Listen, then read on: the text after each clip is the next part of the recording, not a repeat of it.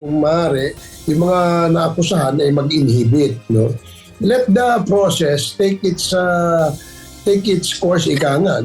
Hindi maaaring diktahan ng mga kongresista ang mga kapwa nila mambabatas sa mataas na kapulungan ng Kongreso. Pero dahil sa delikadesa, umaasa ang ilang tagapanguna sa House Quadruple Committee o Quadcom na kusa ng mag-i-inhibit o hindi lalahok sa Senate inquiry ang mga senador na isinasangkot sa madugong anti-drug campaign ng Duterte administration. Partikular na si Senator Ronald Bato de la Rosa, ang dating hepe ng pambansang pulisya na naglunsad ng Oplan Tokhang. Gayon din si Senator Bongo, dating Special Assistant to the President, na itinurong dawit sa umano'y reward system sa anti-drug war. Delikadesa and prudence dictates na dapat talagang kapag ikaw yung akusado, so better yet huwag ka nang maging involved pa doon para maging impartial yung investigation nila. Actually, mahirap ituro ang delikadesa di ba? So, I guess sa puntong 'yan, let them decide, no? And that's karapatan nila 'yan kung ano man ang kanilang decision diyan, dapat respetuhin din. Naniniwala naman ang mga kongresista na hindi babaliktad sa kanilang mga naging pahayag ang ilang pangunahing testigong humarap sa pagdinig ng 4 House panels.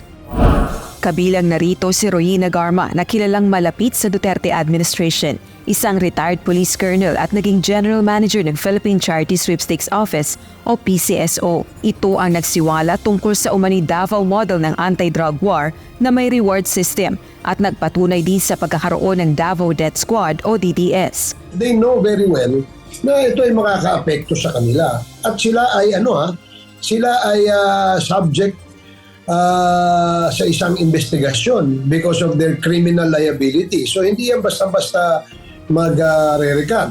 Kaugnay naman nito, pinag-aaralan din ng Quadcom na irekomenda ang paghahain ng panukalang batas upang higpitan ang mga parusa laban sa pagsinungaling sa congressional investigations. Kabilang na ang pagpapataw ng liability sa mismong abogado ng mga testigo at pag-amyenda sa perjury law. Dapat meron ding criminal liability yung mga nag-a-assist na mga lawyer.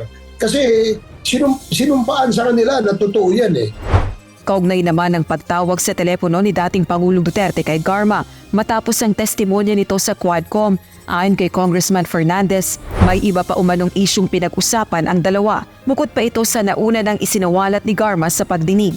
I think dalawang issue yon na medyo sinabi niya na medyo nabigatan ako doon.